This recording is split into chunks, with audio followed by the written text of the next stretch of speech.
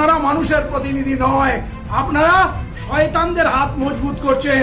আমরা সাবধান করছি, আমরা মুখ বুঝে সহ্য করব না।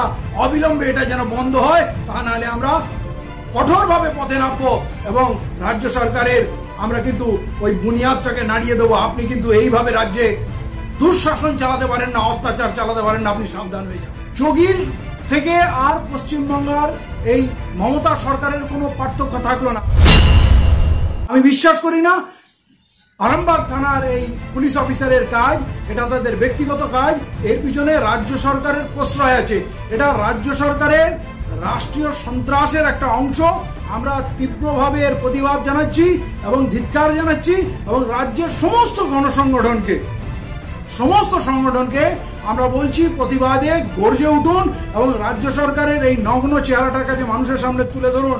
আমরা আরামবাগ টিভির সঙ্গে আরামবাগ থানার পুলিশ যে আচরণ করছে, তীব্র ভাষায় তার নিন্দা জানাচ্ছি। বিগত 2 বছরের সময় ধরে আমরা দেখছি লাগাতার আরামবাগ পুলিশের নগ্ন চরিত্র, তার ঘুষখোরি এবং রাজ্য সরকারের বর্বরতা আমরা দেখছি। কিছুদিন আগে আরামবাগ থানায় স্থানীয় প্রচুর ক্লাবকে ডেকে টাকা বিতরণ করা হচ্ছিল। যখন লকডাউনে যখন মানুষ না খেয়ে মরছে, সেই সময় রাজ্য সরকার ক্লাবগুলোতে টাকা বিতরণ করছে লকডাউনের বাজারে আগামী ইলেকশনে যাতে তার সেনা প্রস্তুত করা যায়। সেই সত্য ঘটনাটা আরামবাগ টিভি, তার রিপোর্টাররা, তার সঞ্চালকরা সেইটা মানুষের সামনে তুলে ধরেছে। তাই রাজ্য সরকারের এত গোসা হয়েছে সেই নিরীহ পরিবারটিকে সত্য কথা বলার জন্য রাতের অন্ধকারে বিনা ওয়ারেন্টে রাতের অন্ধকারে তার বাড়ির তালা ভেঙে তাদের বাড়ি থেকে এমনকি তার 2 সন্তানকে তুলে থানায় আটক করা হয়েছে। মানে এই ঘটনার তীব্র ভাষায় নিন্দা জানাচ্ছি।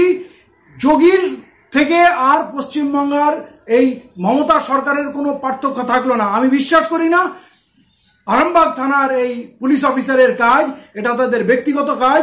এর পিছনে রাজ্য সরকারের প্রশ্রয় আছে। এটা রাজ্য সরকারের রাষ্ট্রীয় সন্ত্রাসের একটা অংশ। আমরা তীব্রভাবে এর প্রতিবাদ জানাচ্ছি এবং ধিক্কার জানাচ্ছি এবং রাজ্যের সমস্ত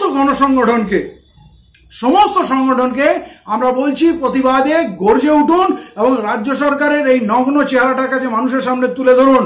আমরা কোনোভাবে এই জিনিস মেনে নিতে পারি না। যখন রাজ্যের এবং কেন্দ্রের বড় বড় মিডিয়া, মেইনস্ট্রিম মিডিয়া বিক্রি হয়ে গেছে, গোলাম হয়ে গেছে, তখন সেই কিছু সোশ্যাল মিডিয়া সমাজের প্রকৃত চেহারাটা, বঞ্চিত মানুষের কথা তুলে ধরছে। তাদের কণ্ঠরোধের এই প্রচেষ্টা মোদী এবং যোগীর থেকে কোনো রকমের আলাদা নয়, একই। অতএব শুধু কেন্দ্রীয় সরকারের বিরুদ্ধে গর্জে উঠলে হবে না, রাজ্য সরকারের এই নোংরা, নগ্ন, বিভৎস চেহারার বিরুদ্ধে আমাদের সবাইকে গর্জে উঠতে হবে। এবং আমি শ্রীমতী মমতা বন্দ্যোপাধ্যায়কে সাবধান করছি, সাবধান হয়ে যান। মোদীকে যদি আমরা শেষ করতে পারি, বিজেপিকে যদি শেষ করতে পারি, তাহলে আপনাকেও ছেড়ে কথা বলা হবে না। আরামবাগ টিভির সঙ্গে যে আচরণ পুলিশ করছে, অবিলম্বে এটা বন্ধ হোক, তাদের মুক্ত করা হোক এবং মিডিয়ার কণ্ঠরোধ করা বন্ধ করুন। তা নাহলে কিন্তু আপনারই পতন হবে। আপনি এই লকডাউনের বাজারে আমাদেরকে গৃহবন্দী করার চেষ্টা করছেন, কিন্তু আপনাকে বলছি আপনি নকডাউন হয়ে যাবেন, আপনি ভেঙে পড়বেন। সব চেহারা সামনে এসে গেছে। আমফান ঝড়ে আপনার বর্বরচিত আপনার দস্যু বাহিনী কি পরিমাণ নিরীহ মানুষের পয়সা কেড়ে নিয়েছে। পাকা বাড়িতে থাকা লোকগুলো এক একটা পরিবারে 6 জন 7 জন 8 জন করে ক্ষতিপূরণ নিয়েছে। আমরা পরিযায়ী শ্রমিকের দুঃখ দেখেছি। আপনারা মানুষের প্রতিনিধি নয়, আপনারা শয়তানদের হাত মজবুত করছেন। আমরা সাবধান করছি, আমরা মুখ বুঝে সহ্য করব না। অবিলম্বে এটা যেন বন্ধ হয়, তা নাহলে আমরা কঠোরভাবে পথে নামবো এবং রাজ্য সরকারের আমরা কিন্তু ওই বুনিয়াদটাকে নাড়িয়ে দেবো। আপনি কিন্তু এইভাবে রাজ্যে দুঃশাসন চালাতে পারেন না, অত্যাচার চালাতে পারেন না, আপনি সাবধান হয়ে যান।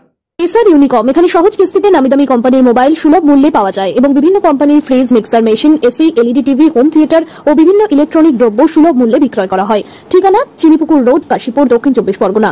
বিস্তারিত জানতে কল করুন 9153200300 নম্বরে। প্রভাবে বিনামূল্যে সার্ভিসের ব্যবস্থা আছে। আদর্শ মিষ্টান্ন ভান্ডার, এখানে আধুনিক ডিজাইনের মিষ্টির অর্ডার অনুযায়ী সরবরাহ করা হয়। সোনপুর বাজার, কাশীপুর, দক্ষিণ 24 পরগনা। বিস্তারিত জানতে কল করুন 9735518261 নম্বরে।